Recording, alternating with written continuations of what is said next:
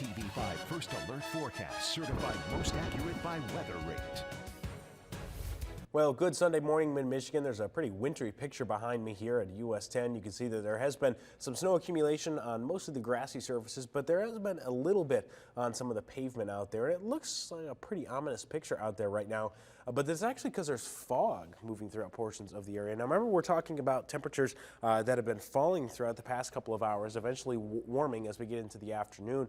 But those temperatures have fallen to the dew point because the dew point has been increased by the snow that we have sitting on the ground out there right now. So we have a little bit of fog out there. Really, it's not too much of an issue as far as visibilities go and travel, but as you can see, it is a little bit in the way of lower visibilities out there. Notice that we do have a little bit of that snow that is stuck to the pavement, but it's just a little bit that's really been just enough to settle in some of the cracks or where the grass is growing up as well. Notice our winds out there though. Its flags are not moving at all. This is a live picture that we have. You can see the cars out there moving with the flags not moving at all for us. We've got a light wind for today.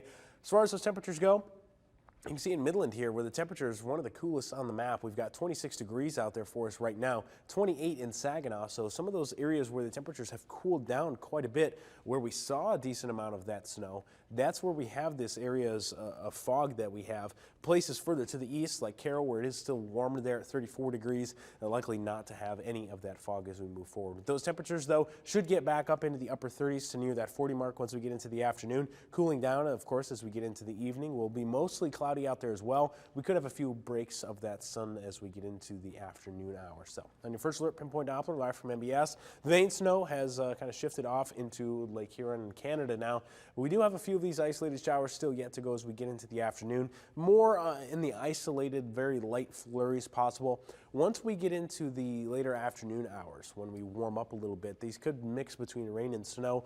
But even then, the best chance for some of these showers is going to be further along the lake shore, especially in the northern parts of the thumb there in Huron County, where you have wind coming down off of the lake, running right up along the tip of the thumb there. We could have a few of those showers moving throughout the afternoon, potentially into the evening hours. But as we get into the overnight, I expect most of those showers to come to an end outside of a few of those light showers still lingering further to the south. 7-day forecast is a little bit busy once we get once we get past the beginning of this work week. As we get towards the middle and end portions of the work week, as you can see, temperatures still sitting in those mid to upper 30s, crashing down into the low 30s. We also have a chance for the rain and snow out there as well. Good chance that some of this could accumulate more than what we've seen in recent weeks. So exactly where and when that lines up for us is still uncertain, but we're keeping an eye on it, Hannah.